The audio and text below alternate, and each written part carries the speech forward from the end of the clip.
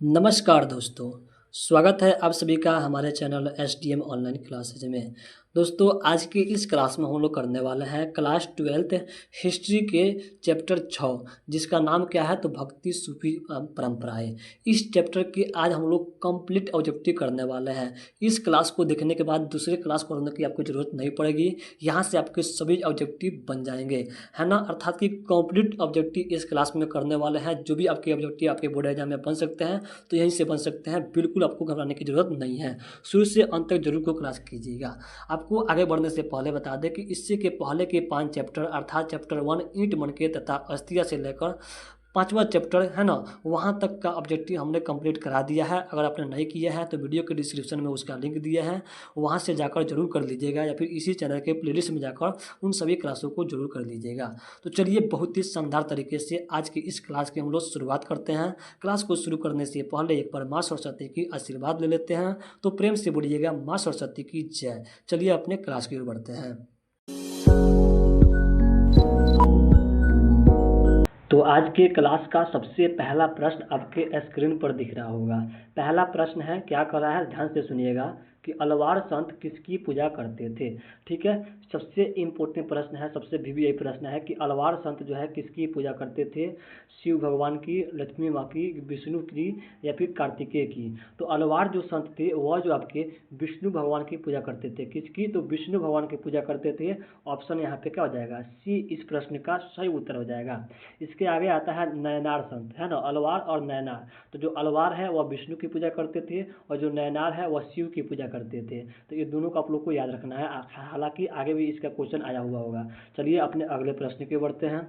तो प्रश्न संख्या 2 है कि दक्षिण भारत में अलवार संतों ने अपना आराध्य देव किसे माना था। ठीक है, प्रश्न उसी प्रश्न को सेम टू सेम घुमा दिया है ना। प्रश्न वही था कि अलवार संत किसकी पूजा करते थे, तो भगवान विष्णु की। अब दक्षिण भारत में अलवार संत किसकी पूजा करते थे, चाहे वो दक्षिण भारत कहे या उत्तर भारत कहे, अलवार संत मतलब कि भगवान विष्णु आपको लगाना है। तो ऑप्शन क्या हो जाएगा, ये यहाँ पे इस प्रश्न का सही उत्तर हो जाएगा। दक्षिण भारत में अलवार संत जो है भगवान विष्णु देव को अपना क्या मानते थे, तो यहाँ पे आराध्य देव मानते थे। अगले प्रश्न के बढ़ते हैं। तो अगला प्रश्न है कि पल्लव राजाओं ने किस मत को अपना राज धर्म घोषित किया था। ठीक है, पल्लव राजा जो थे वो कौन से मत को अपना राज्य धर्म घोषित कर दिया था, जैन धर्म को, बौद्ध धर्म को, शैव धर्म को या फिर वैष्णव धर्म को।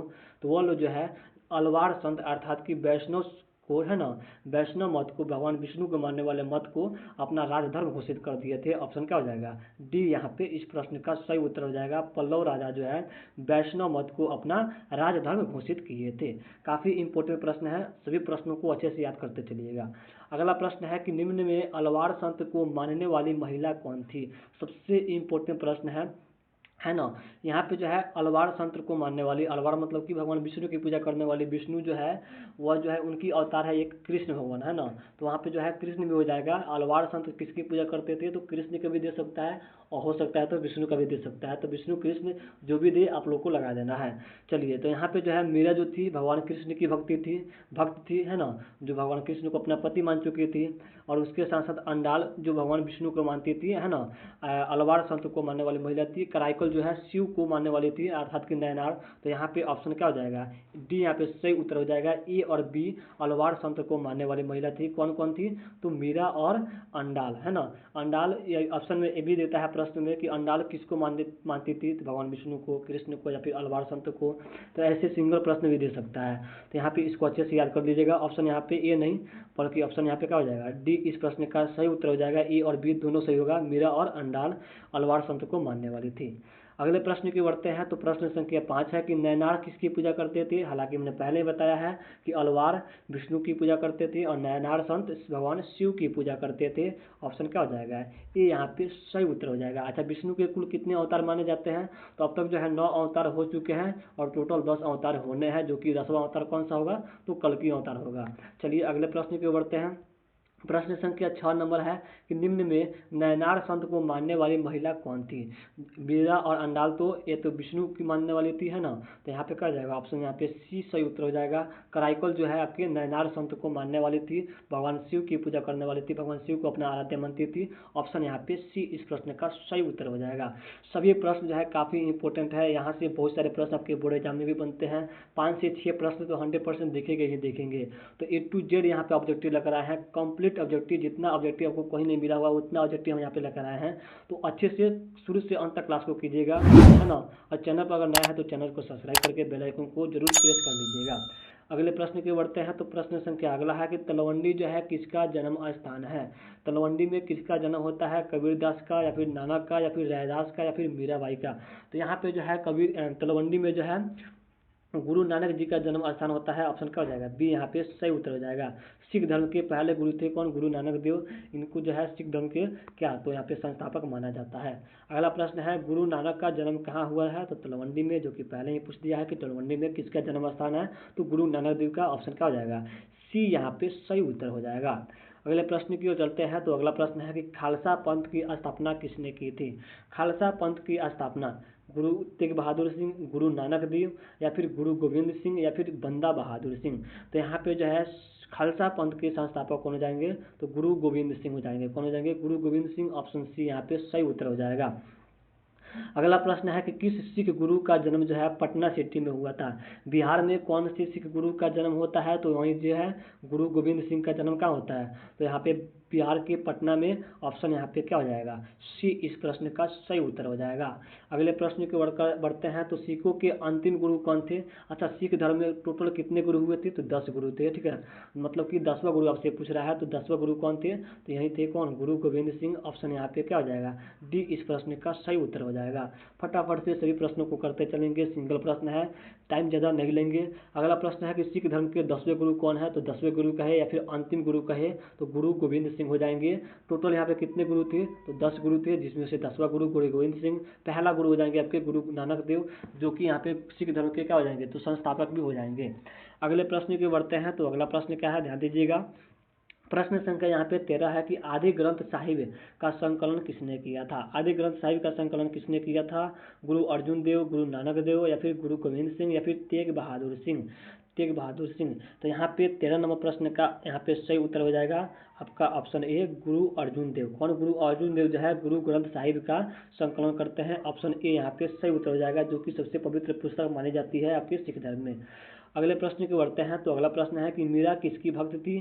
तो मीरा जो है यहाँ पे भगवान विष्णु की, यहाँ पे ऑप्शन में दिया है विष्णु कृष्ण दोनों दिया है, तो आप लोग पहला ऑप्शन लगा दीजिएगा कृष्ण, ठीक है। 14 नंबर प्रश्न का यहाँ पे ऑप्शन ए में दिया है राम, ऑप्शन बी में दिया है कृष्ण, सी में दिया है नानक और डी में दिया है विष्णु। हालांकि कृष्ण नहीं देता तो आपको यहाँ पे विष्णु लगाना, लेकिन अगर कृष्ण पहले ही दे दिया है तो आपको क्या लगा देना है, तो यहाँ पे कृष्ण लगा देना है। ऑप्शन बी यहाँ पे सही उत्तर हो जाएगा। मीरा जो है भगवान कृष्ण को क्या मानती थी, तो अपना पति मानती थी। चलिए अगले प्रश्न की बढ़ते हैं। अगला प्रश्न है मीराबाई किस वंश की रानी थी। काफ़ी इंपॉर्टेंट प्रश्न है। मीराबाई जो है किसकी रानी थी, किस वंश की रानी थी, सिहोदिया या फिर चौहान वंश या फिर राठौर वंश या फिर कछवाहा वंश। तो ये जो मीराबाई थी वो आपके चौहान वंश की क्या थी, तो एक रानी थी। ऑप्शन क्या हो जाएगा, बी यहाँ पे सही उत्तर हो जाएगा। अगले प्रश्न की बढ़ते हैं। तो मीरा जो है कृष्ण को अपना पति कौन मानती थी, तो मीरा मानती थी, जो कि हमने पहले ही बता दिया है। ऑप्शन ए इस प्रश्न का सही उत्तर हो जाएगा। अगले प्रश्न की बढ़ते हैं। तो अगला प्रश्न क्या है कि निम्न में से कौन महिला जो है एक रहस्यवादी महिला संत थी। रहस्यवादी, अंडाल, कराइकल, रबिया या फिर मीराबाई। तो रहस्यवादी जो संत थी वह थी आपके कौन, तो वह थी आपके रबिया। कौन, रबिया महिला जो थी एक रहस्यवादी संत थी। ऑप्शन क्या हो जाएगा, सी इस प्रश्न का सही उत्तर हो जाएगा। अगले प्रश्न की बढ़ते हैं। तो निम्नलिखित में से कौन महिला संत थी, तो मीरा एक महिला थी, अंडाल भी एक महिला थी और कराइकल भी एक महिला थी। तो ऑप्शन क्या हो जाएगा, डी यहाँ पे सही उत्तर हो जाएगा। डी यहाँ पे इसका सही उत्तर हो जाएगा। तीनों के तीनों क्या थे, तो एक महिला संत थी जिसमें मीरा जो है भगवान कृष्ण को मानती थी, अंडाल जो है भगवान विष्णु को मानती थी और कराइकल जो है भगवान कृष्ण को मानती थी। अगले प्रश्न की बढ़ते हैं। तो अगला प्रश्न क्या है, ध्यान दीजिएगा। उत्तर भारत में भक्ति आंदोलन लाने का श्रेय जो है किसे जाता है। उत्तर भारत में भक्ति आंदोलन की शुरुआत किसने किया था? रामानंद ने, कबीर ने, या फिर नानक देव ने, या फिर वल्लभाचार्य जी ने। तो यहाँ पे उत्तर भारत में भक्ति आंदोलन का शुरुआत करने का श्रेय दिया जाता है तो रामानंद जी को दिया जाता है। ऑप्शन क्या हो जाएगा? ये यहाँ पे सही उत्तर हो जाएगा।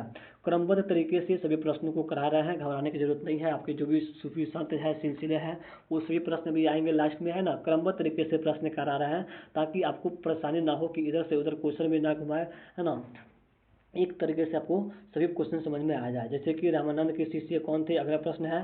तो रामानंद के शिष्य यहाँ पे रैदास भी थे, ठीक है, कबीरदास भी थे, धन्ना और पीपा भी थे। तो ऑप्शन यहाँ पे डी इस प्रश्न का सही उत्तर हो जाएगा।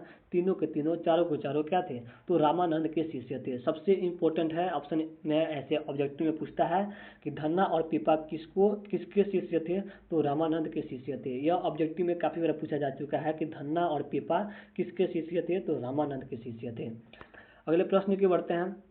प्रश्न संख्या 21 नंबर क्या करा है कि किस भक्ति संत ने अपने संदेश के प्रचार के लिए सबसे पहले हिंदी का प्रयोग किया था? कौन थे जिन्होंने हिंदी का प्रयोग किया था सबसे पहले? दादू, कबीर, रामानंद या फिर तुलसीदास। तो यहाँ पे इसका सही उत्तर हो जाएगा आपका रामानंद जी, है ना। ऑप्शन सी यहाँ पे सही उत्तर हो जाएगा। और उत्तर भारत में भक्ति आंदोलन लाने का श्रेय जो है इन्हीं को दिया जाता है। अगर आपने अभी तक भी चैनल को सब्सक्राइब नहीं किया है तो प्लीज़ से कह रहा है चैनल को सब्सक्राइब करके बेल आइकन को प्रेस कर लीजिएगा।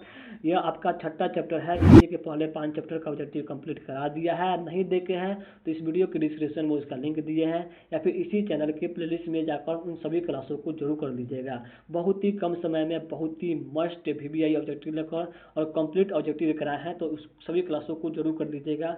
उसके साथ साथ हमने बताया है कि हिस्ट्री के टॉप 6 ऑब्जेक्टिव, 6 चैप्टर, है ना, हिस्ट्री के टॉप 6 पार्ट, जिससे आपके कंप्लीट सिलेबस जो है क्या होता है, तो कंप्लीट हो जाता है। मतलब कि उस 6 चैप्टर को आप अच्छे से पढ़ लेते हैं तो आपका जो है 95% मार्क्स लाने से कोई नहीं रोक सकता है। तो उस क्लास को भी जरूर कर लीजिएगा कि कौन से ऐसे 6 चैप्टर है जिसको पढ़कर आप 95% स्कोर कर सकते हैं। उन सभी क्लासों को जरूर कर लीजिएगा, है ना। बहुत ही इंपॉर्टेंट है, उसको जरूर कीजिएगा। वीडियो के डिस्क्रिप्शन में उसका लिंक दिए हैं। अगला प्रश्न है कि पुष्टि मार्ग का जहाज किसे कहा जाता है? सबसे इंपॉर्टेंट प्रश्न है, पुष्टि मार्ग का जहाज किसे कहा जाता है? वल्लभाचार्य को, रामानंद को, कबीर को, या फिर चैतन्य को। तो पुष्टि मार्ग का जहाज जो है कि वल्लभाचार्य जी को कहा जाता है। ऑप्शन क्या हो जाएगा? बी इस प्रश्न का सही उत्तर हो जाएगा। अगले प्रश्न की बढ़ते हैं। अगला प्रश्न है कि बंगाल के प्रसिद्ध संत कौन थे? बंगाल के प्रसिद्ध संत कौन थे? चैतन्य महाप्रभु, जो कि बिल्कुल सही उत्तर हो जाएगा। ऑप्शन ए सबसे इंपॉर्टेंट प्रश्न है, काफ़ी बार आपके बोर्ड एग्जाम में पूछा जा चुका है। VVI प्रश्न है, इसको VVI लगा लीजिए कि बंगाल के प्रसिद्ध संत कौन थे? तो चैतन्य महाप्रभु थे, ठीक है। बंगाल में कृष्ण भक्ति के सबसे बड़े संत कौन हुए? तो वही हुए कौन? वल्लभाचार्य, सॉरी, चैतन्य महाप्रभु। कौन? चैतन्य महाप्रभु। ऑप्शन क्या हो जाएगा? सी यहाँ पे सही उत्तर हो जाएगा। अच्छा, चैतन्य महाप्रभु जो है किसकी भक्ति करते थे? तो ऑप्शन यहाँ पे दिया है प्रश्न में, भगवान कृष्ण की, ठीक है। ये भी आपसे प्रश्न घुमाकर पूछ सकता है, काफी इंपोर्टेंट प्रश्न है, इसमें भी VVI लगा लीजिएगा। कई बार आपके बोर्ड एग्जाम में पूछा जा चुका है। अगले प्रश्न की बढ़ते हैं। तो अगला प्रश्न है कि संत कबीर का जन्म जो है कहाँ पे हुआ था? तो इनका जन्म जो आपके काशी में होता है, वाराणसी में, उत्तर प्रदेश। कहाँ पे? तो यूपी, है ना। ये भी आप लोग को याद रखना है। ऑप्शन क्या हो जाएगा? बी यहाँ पे सही उत्तर हो जाएगा।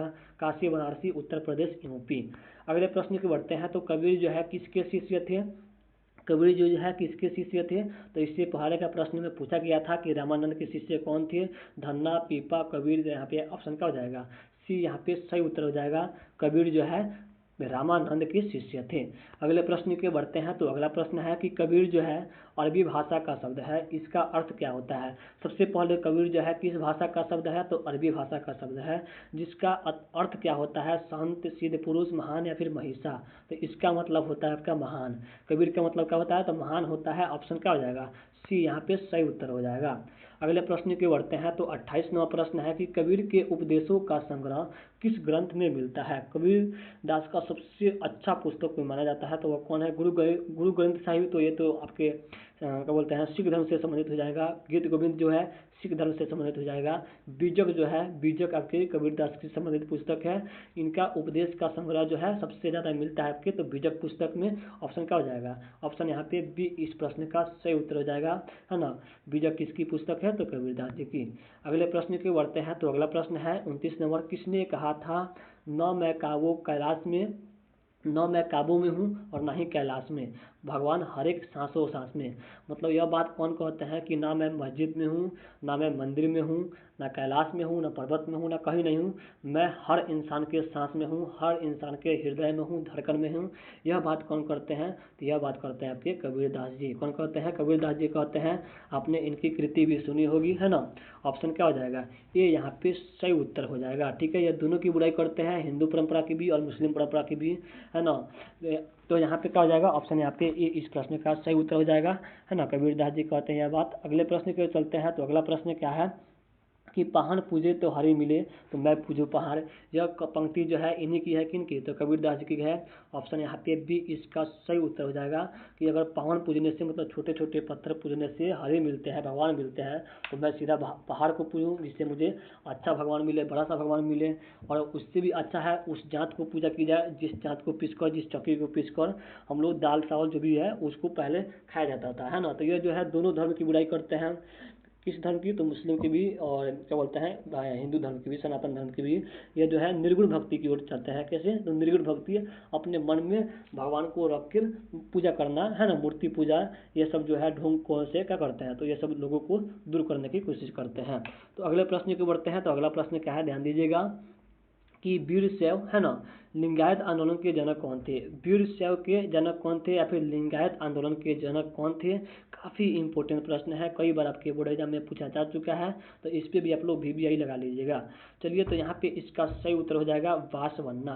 क्या हो जाएगा? बासवन्ना जो है लिंगायत आंदोलन के जनक माने जाते हैं।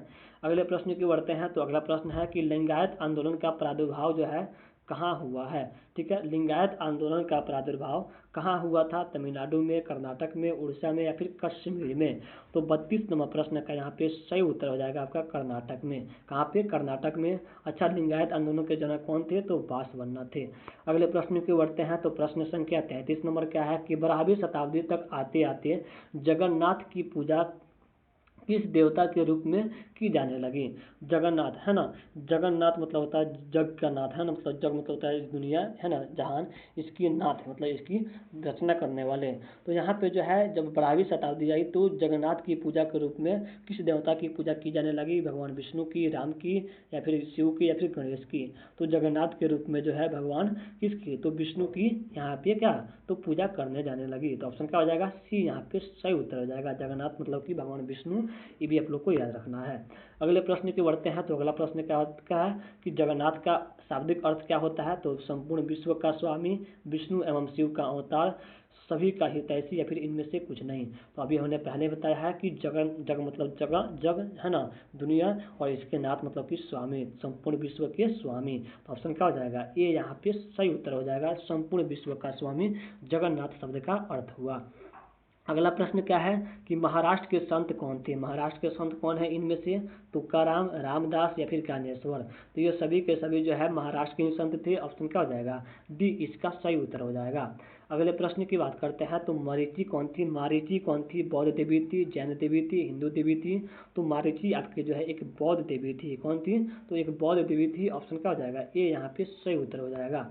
अगले प्रश्न की बात करते हैं। तो अगला प्रश्न है कि शंकराचार्य का मत क्या है? शंकराचार्य जो है कैसे मत रखते थे? द्वैतवाद, अद्वैतवाद, भेदभाववाद, या फिर द्वैतवाद, द्वैतवाद? तो यहाँ पे शंकराचार्य का जो मत था वह था आपका अद्वैतवाद। कौन सा मत था? अद्वैतवाद था। ऑप्शन यहाँ पे बी इसका सही उत्तर हो जाएगा। अगले प्रश्न के बढ़ते हैं। तो अगला प्रश्न है कि रामानुजन का मत क्या था? रामानुजन का मत क्या था? तो रामानुजन का जो मत था वह था विशिष्ट द्वैतवाद। कौन सा? तो विशिष्ट द्वैतवाद था। ऑप्शन यहाँ पे क्या हो जाएगा? बी इसका सही उत्तर हो जाएगा। अगले प्रश्न की बढ़ते हैं। तो 39 नंबर प्रश्न है कि सूरदास, बैजू बाबर तथा रामदास प्रसिद्ध गायक किस काल में थे? सूरदास और रामदास जो है किसके काल के थे? अकबर के, जहांगीर के, शाहजहां के, या फिर औरंगजेब के? तो 39 नंबर प्रश्न का यहाँ पे सही उत्तर हो जाएगा आपका अकबर। अकबर के समय के थे। ठीक है, अकबर के समय के सूरदास थे, बैजू बाबर थे, या फिर रामदास जी थे। ठीक है, प्रसिद्ध गायक भी थे। चलिए, तो यहाँ पे ऑप्शन ए इसका सही उत्तर हो जाएगा। चलिए अब आते हैं हम लोग इस्लाम धर्म के बारे में, है ना। वहाँ पे जो है कौन कौन से संत हुए। अब तो इससे पहले हम लोग पढ़ रहे थे कौन से, तो हिंदू परंपरा के अलवार संत, नयनार संत, कृष्ण भक्ति से संबंधित, है ना, इनके सारे संत के बारे में पढ़ रहे थे। लेकिन अब हम लोग देखेंगे लोग इस्लाम के संबंधित जो भी आपके संत थे उनके बारे में। उनको सूफी कहा जाता है, ठीक है। इस्लाम में जो संत हैं उनको सूफी कहते हैं, और हिंदू में तो संत कहते हैं, ठीक है। चलिए तो अगला प्रश्न है कि इस्लाम का जिस शताब्दी से उदय हुआ वह शताब्दी क्या थी। इस्लाम का उदय कब मानी जाती है, 7वीं शताब्दी में, 13वीं शताब्दी में, प्रथम में, या फिर 10वीं शताब्दी में। तो इस्लाम धर्म की जो भारत में शुरुआत मानी जाती है वह आपकी 7वीं शताब्दी में मानी जाती है। ऑप्शन क्या हो जाएगा, ये यहाँ पे सही उत्तर हो जाएगा। अगले प्रश्न की ओर बढ़ते हैं। तो अगला प्रश्न क्या है कि किस शताब्दी के आसपास इस्लामी दुनिया में सूफी सिलसिले का गठन होने लगा। सूफी सिलसिले का गठन, संतों का गठन जो है कब से होने लगा, तो 12वीं शताब्दी के आसपास से। कब से, तो 12वीं शताब्दी के आसपास से। ऑप्शन क्या हो जाएगा, बी यहाँ पे सही उत्तर हो जाएगा। अगला प्रश्न है कि खानखा क्या है। खानखा, है ना, खानकाह क्या है, सूफी संतों का घर है, मुसलमानों का प्राथमिक विद्यालय है, वैष्णवों का केंद्र है, या फिर शिल्पकारों का कार्यस्थल है। तो खानखा जो है मुसलमानों में किसको बोलते हैं, तो सूफी संतों के घर को जो है खानखा बोला जाता है। ऑप्शन क्या हो जाएगा, ये यहाँ पे सही उत्तर हो जाएगा। अगला प्रश्न है कि सिलसिला क्या है, ठीक है। सिलसिला जो है क्या है, मकबरा है, धार्मिक स्थल है, सूफी व्यवस्था है, या फिर मुसाफिर खाना है। मुसाफिर खाना है। तो यहाँ पे 43 नंबर प्रश्न का हो जाएगा आपका, सूफी व्यवस्था को सिलसिला बोलते हैं। जो आपके सूफी संत थे मुसलमान में, उनके जो व्यवस्था है उसको क्या बोला गया है, तो सिलसिला बोला गया है। ऑप्शन क्या हो जाएगा, सी यहाँ पे सही उत्तर हो जाएगा, ठीक है। मतलब कि अलग अलग मत, क्या अलग अलग मत, जैसे कि चिश्ती सिलसिला, है ना, चिश्ती व्यवस्था, है ना, चिश्ती सूफी व्यवस्था, मतलब इसी सिलसिला मतलब क्या होता है, तो सूफी व्यवस्था, तो चिश्ती सिलसिला कहिए या फिर चिश्ती सूफी व्यवस्था कहिए, ये एक अलग व्यवस्था हो गई मुसलमान धर्म में। तो यहाँ पे जो है क्या हो जाएगा, इसके संस्थापक कौन थे, चिश्ती सिलसिला के संस्थापक कौन थे। जैसे कि हिंदू परंपरा में शैव अलग मत हो गया, है ना, वैष्णव अलग मत हो गया, उसी प्रकार से चिश्ती जो मत था, जो सिलसिला था, इसके संस्थापक कौन माने जाते हैं, निजामुद्दीन औलिया, ख्वाजा मोइनुद्दीन चिश्ती, या फिर बाबा फरीद, या फिर नासिरुद्दीन चिराग ए दिल्ली। तो यहाँ पे इसका सही उत्तर क्या हो जाएगा, चिश्ती सिलसिला के संस्थापक जो है ख्वाजा मोइनुद्दीन चिश्ती है। ऑप्शन क्या हो जाएगा, बी इस प्रश्न का सही उत्तर हो जाएगा। अगले प्रश्न की बात करते हैं। तो अगला प्रश्न है कि सुल्तान उल हिंद किसे कहा जाता है। तो ख्वाजा मोइनुद्दीन चिश्ती को ही सुल्तान उल हिंद कहा जाता है। ऑप्शन क्या हो जाएगा, ये यहाँ पे सही उत्तर हो जाएगा। अगला प्रश्न क्या है कि ख्वाजा मोइनुद्दीन चिश्ती की दरगाह जो है कहाँ है। सबसे वीवीआई प्रश्न है, यहाँ पे इसको वीवीआई लगा लीजिए, MVVI। कई बार आपके बोर्ड एग्जाम में पूछा जा चुका है। ख्वाजा मोइनुद्दीन चिश्ती की दरगाह जो है अजमेर में है। ऑप्शन यहाँ पे डी इसका सही उत्तर हो जाएगा। अगले प्रश्न की बढ़ते हैं। तो सूफी संत मोइनुद्दीन चिश्ती किसके साथ भारत आए थे, ठीक है। जो सूफी संत मोइनुद्दीन चिश्ती थे, है ना, जिन्होंने चिश्ती सिलसिला की स्थापना किया था, यह जो है किसके साथ जो है भारत में आते हैं, तो यह आते हैं आपके मोहम्मद गौरी के साथ। किसके, मोहम्मद गौरी के साथ। ऑप्शन सी यहाँ पे सही उत्तर हो जाएगा। ख्वाजा मोइनुद्दीन चिश्ती की दरगाह पर आने वाला पहला सुल्तान कौन था। इनके दरगाह पर आने वाला पहला सुल्तान कौन था, तो मोहम्मद बिन तुगलक था। ऑप्शन यहाँ पे बी इसका सही उत्तर हो जाएगा। बस कुछ प्रश्न और है, 10 प्रश्न और है, उसको अच्छे से कर लीजिएगा। अगला प्रश्न है कि अकबर अजमेर की दरगाह मतलब ख्वाजा मोइनुद्दीन चिश्ती के दरगाह पर कितनी बार गया था। अकबर जो है कितनी बार गया था। अकबर जो है, अकबर मुगल साम्राज्य के सबसे महान शासक माने जाते हैं, ये भी आप लोग को याद रखना है। यह जो है अजमेर की दरगाह पर कितनी बार जाते हैं, 10, 12, 14 या फिर 15 बार। तो लगभग जो है 14 बार जाते हैं ख्वाजा मोइनुद्दीन चिश्ती की दरगाह पर। अगले प्रश्न की बढ़ते हैं। तो अगला प्रश्न है कि शाहजहां की किस पुत्री ने ख्वाजा मोइनुद्दीन चिश्ती की अजमेर स्थित दरगाह का वर्णन करती है। शाहजहां की टोटल जो है पाँच की 3, आप लोग कमेंट करके बताइएगा, 3 पुत्रियाँ थी कि 5 पुत्रियाँ थी, है ना। तो यहाँ पे जो है कौन सी पुत्रियाँ जो है ख्वाजा मोइनुद्दीन चिश्ती के बारे में चर्चा करती है, तो वह थी आपके जहां आरा। कौन थी, जहां आरा थी। ऑप्शन क्या हो जाएगा, ये इसका सही उत्तर हो जाएगा। अगले प्रश्न की बात करते हैं। तो प्रश्न संख्या 51 नंबर है कि बलबन की पुत्री का विवाह किस सूफी संत के साथ हुआ था। बलबन की पुत्री का विवाह जो है किसके साथ हुआ था, तो फखरुद्दीन गंज ए शक्कर के साथ। ऑप्शन यहाँ पे क्या हो जाएगा, बी इसका सही उत्तर हो जाएगा। अगले प्रश्न की बढ़ते हैं। तो अगला प्रश्न है कि राजकुमार दारा का संबंध जो है किस सिलसिले से था। राजकुमार दारा का संबंध जो है कादरी सिलसिले से रहा। कौन सा, कादरी सिलसिला। ऑप्शन क्या हो जाएगा, सी यहाँ पे सही उत्तर हो जाएगा। चिश्ती अलग सिलसिला है, सुहरावर्दी अलग सिलसिला है, कादरी अलग सिलसिला है। ठीक है, सिलसिला मतलब कि सूफी व्यवस्था। ठीक है, चलिए अगला प्रश्न है कि सूफी संतों की गतिविधियों के केंद्रों को क्या कहा जाता है। सूफी संत के गतिविधियों का जो केंद्र है ना, मतलब उनके घर को क्या कहा जाता है, तो हमने पहले बताया है खान खा मतलब कि सूफियों का घर है ना, खान खा मतलब कि सूफियों का घर या फिर केंद्र कहिए। ऑप्शन क्या हो जाएगा, सी यहाँ पे सही उत्तर हो जाएगा। अगले प्रश्न की बात करते हैं, तो प्रश्न संख्या 54 नंबर है कि सूफी संत की फिरदौसी शाखा निम्न में से कहाँ सबसे अधिक पनपी थी। सूफी संत की फिरदौसी शाखा जो थी, फिर कौन सी शाखा, तो फिरदौसी शाखा यह सबसे ज़्यादा जो है कहाँ पे पनपी थी, बंगाल में, उड़ीसा में, दिल्ली में या फिर बिहार में। तो यह जो सबसे ज़्यादा अगर कहीं पनपी थी तो वह आपके पनपी थी बिहार में। ऑप्शन यहाँ पे डी इसका सही उत्तर हो जाएगा। ठीक है, चलिए यहाँ पे इस प्रश्न में थोड़ा डाउट है, बिहार होगा कि दिल्ली होगा, बिहार होगा कि दिल्ली होगा, आप लोग कमेंट्स करके बताइएगा, नहीं तो हम फर्स्ट कमेंट्स में इसका आंसर जो है पिन कर देंगे। चलिए अगले प्रश्न की बात करते हैं, तो अगला प्रश्न है कि निजामुद्दीन औलिया दिल्ली के किस सुल्तान के समकालीन थे। निजामुद्दीन औलिया जो है जब आए थे तो उस समय जो है दिल्ली के सुल्तान कौन थे, अलाउद्दीन खिलजी था, जलालुद्दीन फिरोज खिलजी या फिर गयासुद्दीन तुगलक या फिर मोहम्मद बिन तुगलक। तो जो 55 नंबर प्रश्न का यहाँ पे सही उत्तर हो जाएगा मोहम्मद बिन तुगलक। कौन थे, तो मोहम्मद बिन तुगलक थे। ऑप्शन यहाँ पे डी इसका सही उत्तर हो जाएगा। चलिए अगला प्रश्न क्या करा है कि निजामुद्दीन औलिया किस सूफी सिलसिले से संबंधित है। निजामुद्दीन औलिया का सूफी सिलसिला कौन सा है ना, तो इसका जो है सही उत्तर हो जाएगा आपका चिश्ती सिलसिला से। ठीक है, कौन से, तो चिश्ती सूफी सिलसिला से संबंधित रहेंगे। चिश्ती सूफी सिलसिला का गठन जो है संस्थापक किसको माना जाता है, तो ख्वाजा मोइनुद्दीन चिश्ती को। ऑप्शन यहाँ पे ए इसका सही उत्तर हो जाएगा। अगला प्रश्न बात करते हैं, तो अगला प्रश्न है कि निजामुद्दीन औलिया की दरगाह कहाँ थी। निजामुद्दीन औलिया की दरगाह जो है कहाँ पे थी, तो यह थी आपके दिल्ली में। कहाँ पे, दिल्ली में। ऑप्शन यहाँ पे ए इसका सही उत्तर हो जाएगा। निजामुद्दीन औलिया की दरगाह दिल्ली में, ख्वाजा मोइनुद्दीन चिश्ती की दरगाह अजमेर में। दोनों को अच्छे से याद रखना है। अगले प्रश्न है कि रोशनिया संप्रदाय का संस्थापक कौन है। रोशनिया संप्रदाय का संस्थापक कौन है, बाबर, बायजीद, सूफिजिया या फिर शेख फरीद। तो 58 नंबर प्रश्न का यहाँ पे सही उत्तर हो जाएगा बायजीद। कौन थे, तो बायजीद थे। ऑप्शन यहाँ पे बी इसका सही उत्तर हो जाएगा। अगला प्रश्न क्या करा है कि सल्तनत कालीन प्रथम मस्जिद कौन सी बनी थी। सल्तनत काल में पहला मस्जिद जो है कौन सा बना था, आपसे अगला प्रश्न पूछ रहा है। कुतुब उल इस्लाम, कुतुब उल इस्लाम जो है सल्तनत काल का सबसे पहला मस्जिद था। ऑप्शन क्या हो जाएगा, ये यहाँ पे सही उत्तर हो जाएगा। भी इसको लगा लीजिएगा, काफ़ी इंपॉर्टेंट प्रश्न है।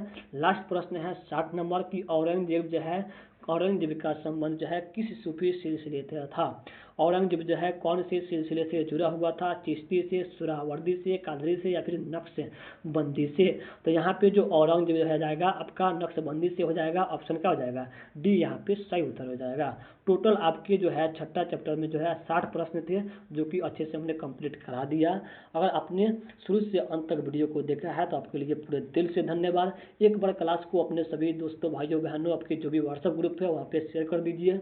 और पहले ही बता दिए कि यहाँ पे जो है आपके टोटल 6 चैप्टर का ऑब्जेक्टिव कंप्लीट करा दिए। अगर आपने 6 चैप्टर को देख लिया है तो बहुत बहुत अच्छी किया है। अगर नहीं किए हैं, नहीं देखे हैं, उन सभी क्लासों को वीडियो के डिस्क्रिप्शन में उसका लिंक दिया है, या फिर इसी चैनल के प्लेलिस्ट में जाकर उन सभी चैप्टरों को 6 चैप्टर को अच्छे से कंप्लीट जरूर कर लीजिएगा। बहुत ही कम समय में कराया है। तो धन्यवाद आपका। अगर शुरू से आपने वीडियो को किया है तो एक बार फिर से कहेंगे शेयर कर दीजिए। चैनल पर नया है तो चैनल को सब्सक्राइब करके बेल आइकन को प्रेस कर दीजिएगा। मिलते हैं अगले क्लास में, तब तक के लिए जय हिंद, धन्यवाद।